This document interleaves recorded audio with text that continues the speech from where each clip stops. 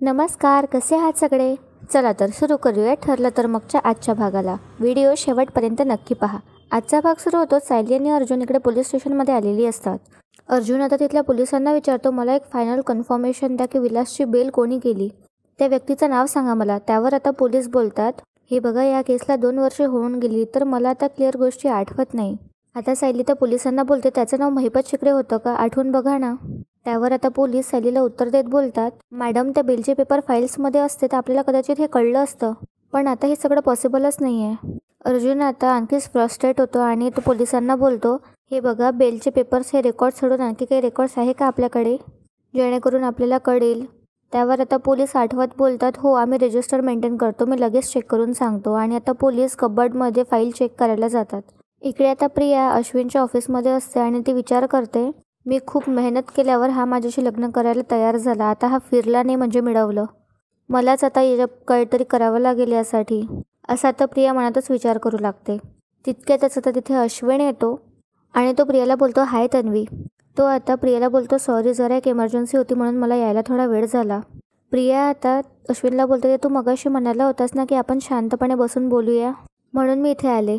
अश्विन, अरे तुझं मन खूप मोठं आहे, म्हणून माझं दुःख कमी करण्यासाठी माझ्याशी लग्न करशील असं तू म्हणालास, असं आता ती अश्विनला बोलते.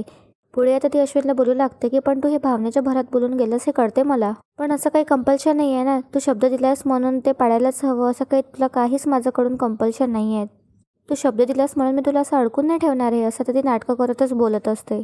पुढे आता आणखीच नाटकं करत ती बोलते, कारण कोणीतरी शब्द दिला आणि त्याने पाळलाच नाही याची मला सवय झाली आहे ना. इकडे आता पोलीस रजिस्टर चेक करत असतात. पोलिसांना आता त्या बिल्डरचं नाव सापडतं आणि ते बोलतात, हे बघा, सापडलं.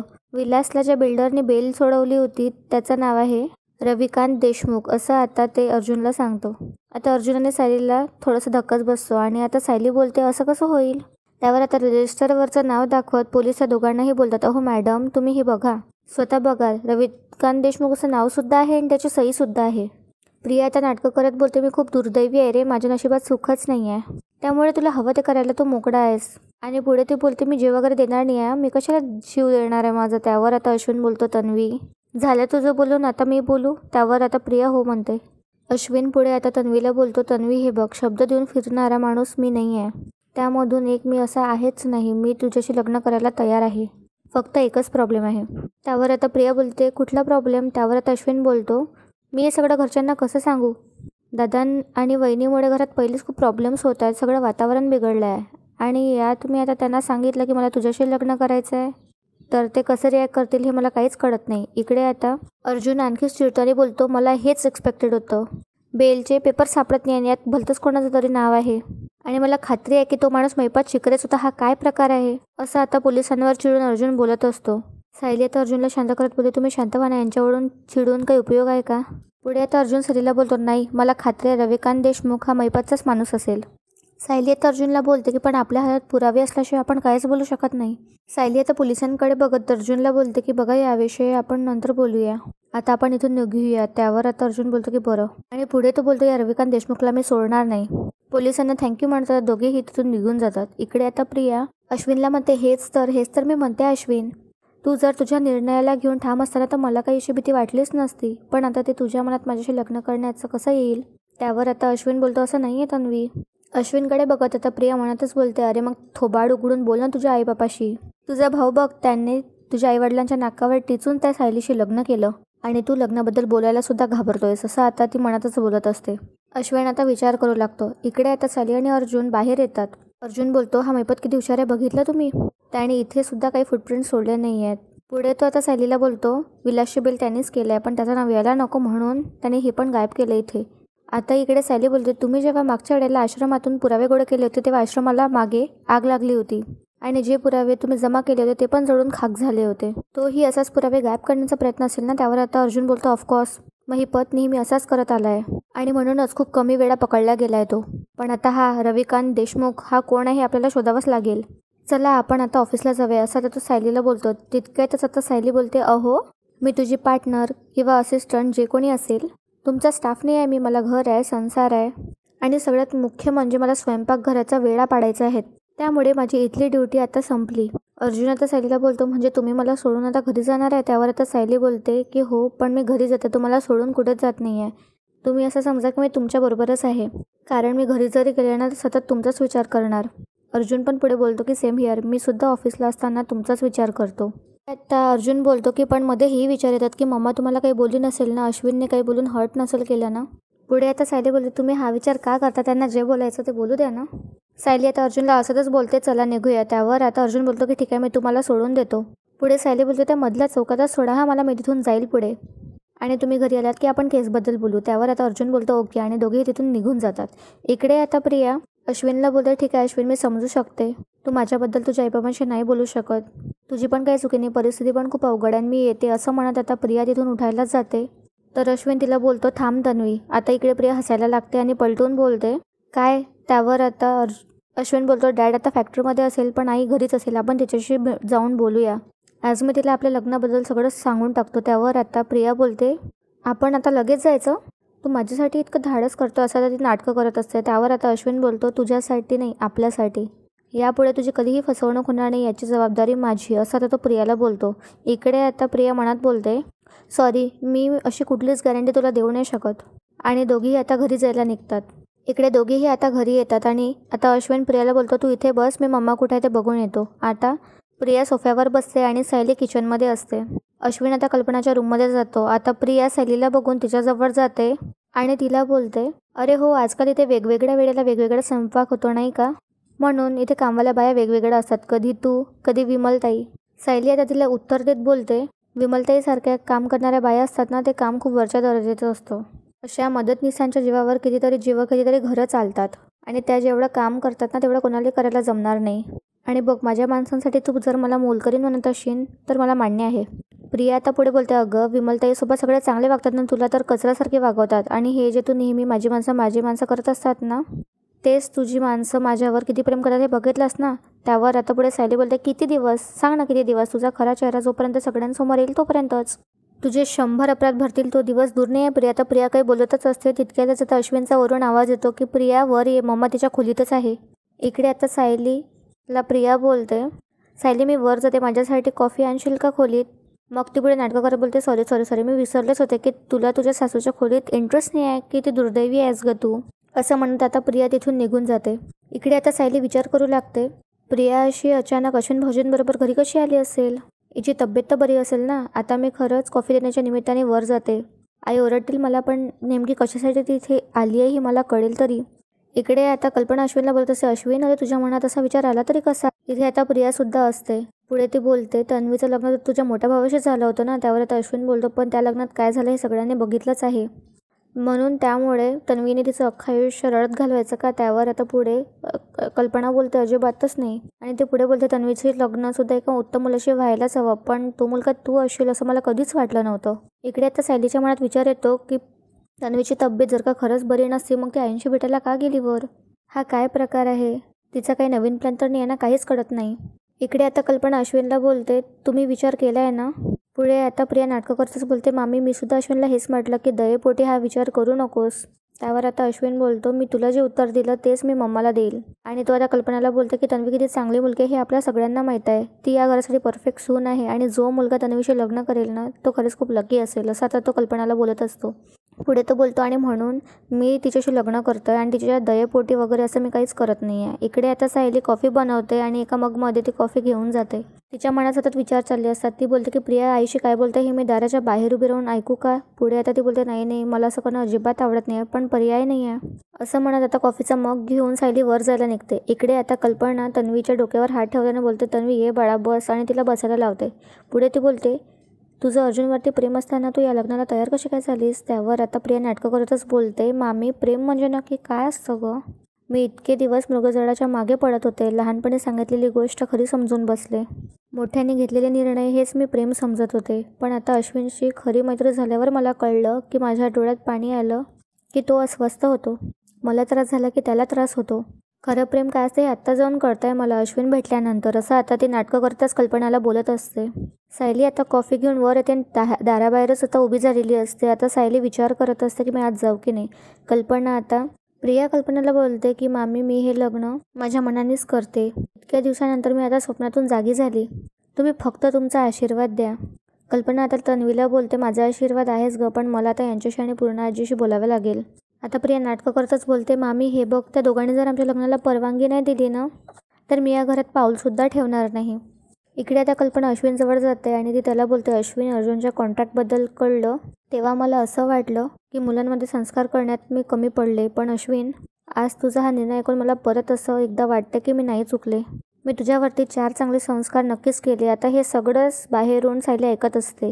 इकडे आता प्रिया बोलते मामी तू तुझ्या सगळ्याच मुलांवरती चांगले संस्कार केले, पण त्यातून फक्त नेमकं काय घ्यायचं हे अश्विनलाच कळलं.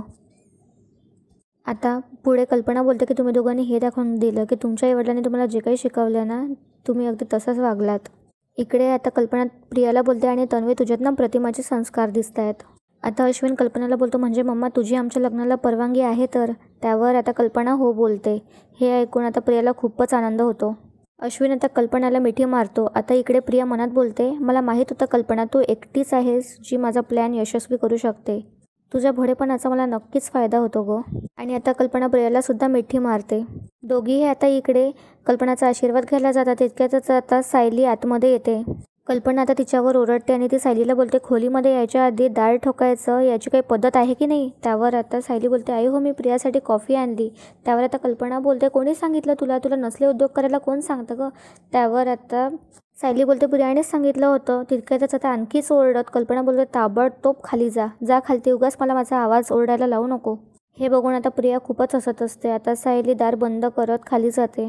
सायली आता मनात बोलते की अश्विन भाऊजी आणि प्रिया आता आईशी बोलतात असं कुठला टॉपिक असेल. आता ती मनातच हा विचार करत असते. तिने काहीच ऐकलेलं नसतं. सायली मनात बोलते की नक्कीच काहीतरी गडबड आहे. प्रियाच्या मनात काही शिजत असेल ना तर मला सावध राहायला हवं. इकडे आता अर्जुन आणि चैतन्य ऑफिसमध्ये बसलेले असतात. आता अर्जुन चैतन्याला बोलतो ह्या रविकांतचा आणि महिपतचा नक्कीच काहीतरी कनेक्शन आहे. त्यावर आता चैतन्य बोलतो म्हणूनच मी सर्च करतोय. त्यावर आता अर्जुन बोलतो तू मगाचपासून तेच करतोय पण अजूनही तुला काहीच सापडलं नाही.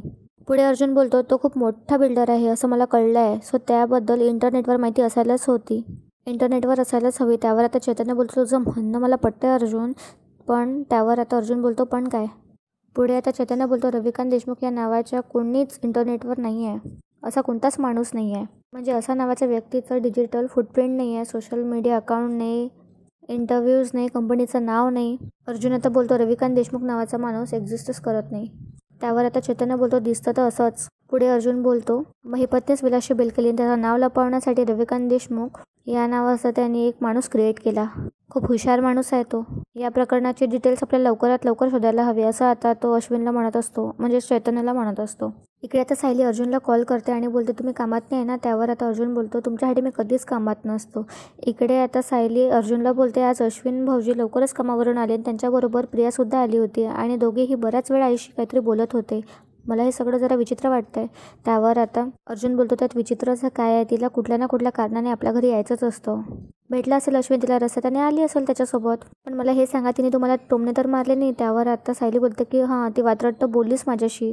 त्यावर आता अर्जुन बोलतो झाला तर मग ती त्यासाठीच आली होती. तुम्हाला अजून काही डाऊट असेल तर मी अश्विनशी बोलतो. त्यावर आता सायली बोलते नाही उगाच काही करू नका असं. पुढे ती आता अर्जुनला बोलते की तुम्ही जेवलात का? त्यावर आता अर्जुन बोलतो की हो, पण मला सांगा तुम्ही घरी जाऊन स्वयंपाक करायचे काय करत होते? मी बाहेरून काहीतरी ऑर्डर केलं असतं. त्यावर आता सायली बोलते नाही असं कसं, तुम्ही इतकं मेहनत करत आहात पण तुम्ही जेवलात का याचं मला उत्तर नाही दिलं. त्यावर आता नाटकं करतच अर्जुन बोलतो अरे हो जेवला ना मी, जेवलो, हातच धुत होतो मी. आता सायलीला कळतं की अर्जुन खोटा बोलत असतो. सायली आता बोलते अच्छा म्हणजे हात धुवत विसरला का तुम्ही की भाजी कोणती करत होती तुम्ही, कोणती केली होती? पण मला नळाचा आवाज नाही आला. त्यावर आता अर्जुन बोलतो तुम्हाला काय म्हणायचं मी खोटं बोलत आहे? त्यावर आता सायली बोलते नाही फक्त इतकं सांगा मला की डब्यात कुठली भाजी होती? असं मी काहीच म्हणत नाही की तुम्ही खोटे बोलत आहात. त्यावर आता अर्जुन बोलतो भाजी, आणि तो आता चैतन्याला विचारतो कोणती होती? त्यावर आता चैतन्याला सुद्धा माहीत नसतं की कोणती भाजी असते. आता ते दोघेही सायलीने दिलेला डब्बा शोधू लागतात. त्यावर आता सायली अर्जुनला बोलते काय हो हात धुता विसरून गेलात का की कोणती भाजी होती ते? त्यावर आता अर्जुन बोलतो नाही असं कसं विसरेल, भाजी आहे ना लक्षात आहे. आणि आता तो डब्बा इकडे तिकडे शोधतच असतो.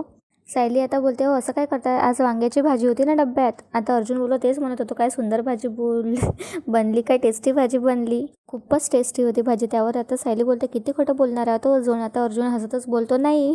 सायली आता चिडतच बोलते आज डब्यात वांग्याची नाही तर मटकीची उसळ पाठवली होती मी. आता अर्जुनचं तोंड खाली पडतं आणि आता चैतन्य हे डबा उघडून पाहतो तर मटकीची उसळ असते. आता अर्जुन बोलतो हो का. आता चैतन्य हळूच बोलतो अर्जुन वांग्याची भाजीने मटकीची उसळ आहे. आता सायली आणखीच चिडत अर्जुनला बोलते काय हो बायकोला सांगण्यात भीती वाटते का की तुम्ही कामाच्या जेवायलाच विसरून गेलात. त्यावर आता अर्जुन बोलतो ॲक्च्युली हो ते काय आहे ना मी वेळेवर नाहीच जेवलो तर माझी बायको ओरडते ना मला. त्यावर आता सायली बोलते बरं बरं फोन ठेवते मी आता तरी जेवून घ्या आणि मी दोघांसाठी डबा पाठवला आहे मला सांगा मग जेवल्यावर. त्यावर आता अर्जुन बोलतो की हो ठीक आहे मी जेवल्यावर सांगतो तुम्हाला मेसेज करतो. अर्जुन आता चैतन्यावर चिडतो आणि तो चैतन्याला बोलतो कुठली भाजी आहे हे तुला सांगायला इतका वेळ लागला का. त्यावर आता चैतन्य बोलतो हे का माझं काम आहे. इतका घाबरतो तू बायकोला आता लवकर जेवून घ्यायचं ना.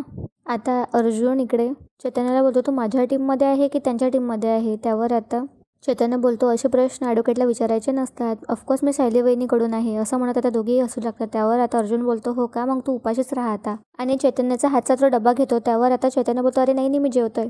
इकडे आता महिपत एका व्यक्तीशी बोलत असतो त्याचं नाव सरंजामे असते. आता महिपत त्याला बोलतो कसं आहे ना सरंजामे साहेब आता आमचा सगळा भरोसा तुमच्यावर आहे आणि आतापर्यंत तुम्ही आम्हाला जी काही मदत केलेली आहे त्याच्यामुळेच इतक्या गोष्टी घडल्या नाही का. म्हणजे किल्लेदारला ती पोरगी त्याची वाटली याच्यामध्ये पण तुमचीच मदत आम्हाला होती.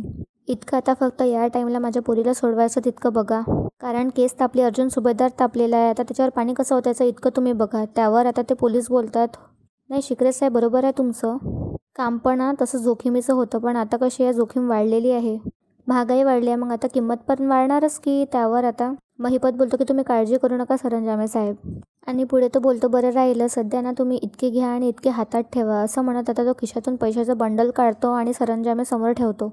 पुढे आता बोलतो इतके तुम्ही सध्या हाताला ठेवा आणि पुढे माझा माणूस तुमच्यापर्यंत पोहोचवतील. त्यावर आता तो सरंजामे बोलतो की ठीक आहे बघतो मी ते काय करायचं ते आणि तिथून तो उठून आता जातो. आता इकडे महिपतला सयाजीरावचा कॉल येतो आणि तो बोलतो नमस्कार काय म्हणताय कसे काय तुम्ही आम्हाला जी कामगिरी केली होती ती आम्ही चोख पार पाडले की नाही आम्हाला तितकं सांगा म्हणजे आमच्या माणसाने तुमच्या म्हाताऱ्याला उचललेलं आहे काम झालेलं आहे काही कमी पडलं का. त्यावर आता तो बोलतो की नाही अजिबात नाही तुमच्या माणसाने काम एकदम चोख केलं बोला आता तुम्ही इतकं व्यवस्थितपणे काम पार पाडलं त्याबद्दल तर पार्टी व्हायलाच हवी. त्यावर आता महिपत बोलतो काय पार्टीचं घेऊन बसला माझी लेक तिथं तुरुंगात आहे माझं लक्ष लागेल का पार्टीमध्ये माझी पोरगी घरी येऊ द्या मग आपण असं मुंबई टू पुणे हायवेपर्यंत पार्टी करूया आपण. त्यावर आता तो व्यक्ती बोलतो तुरुंगातून बाहेर काढणं तुमच्या हाताचं मड आहे हो आपण दोघीही लेकीचे बाप आहे त्यामुळे तुम्हाला काय वाटत असेल हे मी तुम्हाला चांगलं समजू शकतो. पुढे आता महिपत बोलतो काय आहे ना माझी लेक जोपर्यंत माझ्या घरात मला माझ्या डोळ्यासमोर दिसत नाही तोपर्यंत मला डोळ्याला डोळा लागणार नाही हो. पुढे आता महिपत बोलतो मग असं आहे का मग आमच्या घरी येऊन जागरण करा की असं तर आता सयाजीराव महिपतला बोलत असतो. पुढे आता सयाजीराव महिपतला बोलतो अरे तुम्ही टेन्शन घेऊ नका तुमची पोरगी सकाळच्या तुमच्या घरी येते की नाही तसं बघा असं म्हणत आता तो फोन ठेवतो. इकडे आता अर्जुन चैतन्य बोलतो की हा रविकांत देशमुख जरी खोटा असला तरी विलासची बेल कोणीतरी केलीच आहे आणि कोणाला तरी त्याचे डिटेल्स माहीत असतीलच. त्यावर आता चैतन्य बोलतो पण महिपतने सगळ्यांनाच पैसे देऊन गप्प बसवलं असेल आपण आता मदत करणारा माणूस शोधायचा कुठे. त्यावर आता अर्जुन बोलतो विलासची बेल झाली तेव्हा त्या पोलीस स्टेशनमध्ये ऑफिस इन्चार्ज कोण होतं ते शोधायला हवं. त्यावर आता चैतन्य बोलतो एक मिनिट हे माहिती असेल बहुतेक आपल्याकडे आणि तो फाईल्समध्ये काहीतरी शोधू लागतो. आता त्याला भेटतं आणि तो फाईल्समध्ये बघून बोलतो हे बघ अर्जुन विलासचे बेलचे पेपर नाही आहे पण त्याची गुन्ह्याची नोंद आहे आणि त्यावेळेसचे इन्चार्ज होते इन्स्पेक्टर सरंजामे. आता आपल्याला कळतं की महिपत ज्या माणसाशी बोलत असतो तो दुसरा कोणी नाही तर पोलीस इन्स्पेक्टर सरंजामे असतो. इकडे आता अर्जुन बोलतो अच्छा म्हणजे त्याची ट्रान्सफर तर पण पनवेलमध्येच झालेली आहे त्याला लगेच कॉल कर. इकडे आता अर्जुन बोलतो तो हा सरंजामे पोलीस आपल्यासाठी आता खूप कामाचा आहे कारण विलासचे सगळे डिटेल्स त्यालाच माहिती असतील. इकडे आता सायली विचार करत असते तितक्यातच आता अर्जुन येतो आणि तो म्हणतो बायको. इतक्यातच आता सायली खाली पडायला जाते तर अर्जुन तिला पकडतो आणि बोलतो wow that's a good welcome. आता सायली लाजते. आता तो सायलीला परत टक्कर मारतो आणि आता सायली बोलते काय. त्यावर आता अर्जुन बोलतो एकदा टक्कर लागली की परत टक्कर मारायची असते तुम्हीच मला हे सांगितलं होतं ना नाहीतर शिंग येतात. सायली आता हसू लागते आणि बोलते बरं पुरे आता सतत माझी बायको हे म्हणते माझी बायको ते म्हणते एखाद्याने ऐकलं ना तर त्याला वाटेल की मी सतत तुम्हाला काहीतरी सांगत असते. त्यावर आता अर्जुन बोलतो की हो असेल पण माझी बायको इतकी सुंदर आहे की मला तिच्याकडे बघत राहावंसंच वाटतं आणि कधी कधी ती काय म्हणतं मला ही ऐकू येत नाही. त्यावर आता सायली बोलते पण मला सगळं ऐकू येतं इकडे या आधी तुम्ही इथे बसा आणि मला सांगा मी तिथून गेल्यावर तिथे काय काय घडलं चैतन्य भाऊजीला काही माहिती मिळाली का. त्यावर आता अर्जुन बोलतो की नाही काहीच माहीत नाही आहे. त्यावर आता सायली बोलते म्हणजे. त्यावर आता अर्जुन बोलतो म्हणजे रविकांत देशमुख तो ॲक्च्युअलमध्ये नाहीच असं वाटतं आहे आम्हाला त्याला आम्ही इंटरनेटवर सुद्धा शोधलं पण त्याची कुठेच काही इन्फॉर्मेशन नाही आहे. मला वाटतं महिपतनी स्वतःला वाचवण्यासाठी रविकांत असं नाव क्रिएट केलं त्यावर आता सायली बोलते, पण असं कसं होईल? रविकांत देशमुख नावाचा माणूस अस्तित्वातच नाही असं कोणाच्याच लक्षात कसं का नाही आलं? कोणाच्याच इन्स्पेक्टरच्या लक्षात हे आलं नसेल का? त्यावर आता अर्जुन बोलतो, ग्रेट वकिलींबाई शोभताय तुम्ही. चैतन्याने ऑलरेडी शोधून काढलाय. त्यावेळेसचे ऑफिस इन्चार्ज इन्स्पेक्टर सरंजामे होता. सरंजामेची इन्फॉर्मेशन काढली आहे चैतन्याने. अजून इन्फो काढते तो त्याची. पण मला असं वाटतं मी इन्स्पेक्टर सावंतशी बोललो तर त्याची इन्फो मला लवकरच कळेल आणि सरंजामेपर्यंत मला लवकरच पोहोचता येईल. त्यावर आता सायली बोलते, मग त्यांना लगेच फोन करा तुम्ही. आता अर्जुन ओके म्हणतो आणि सावंतला कॉल करतो. आता सावंतांना कॉल लावून अर्जुन बोलतो की 2 वर्षापूर्वी इन्स्पेक्टर सरंजामे ते ऑफिसचे इन्चार्ज होते. त्यांची ट्रान्सफर कुठे झाली हे तुम्ही मला सांगाल का? त्यावर आता सावंत बोलतो, इन्स्पेक्टर सरंजामे ते तर रिटायर झाले. हो, पण त्यांचा फोन नंबर आहे माझ्याकडे. त्यावर आता अर्जुन बोलतो की मला पाठवा. त्यावर आता पोलीस बोलतात की हो ठीक आहे, मी शोधतो आणि तुम्हाला पाठवतो. इकडे आता अर्जुन सायलीला बोलतो, मिशन अकम्प्लिश्ड. सरंजामेंचा नंबर येतोच आहे. तितक्यातच अर्जुनला एक मेसेज येतो. तो इन्स्पेक्टर सरंजामेचा नंबर असतो. आता सरंजामे कॉल उचलतो आणि आजचा भाग इथेच संपतो. तर कसा वाटला तुम्हाला आजचा भाग हे मला कमेंट्समध्ये कळवा. व्हिडिओला नक्की लाईक करा आणि चॅनलला सबस्क्राईब करा. धन्यवाद.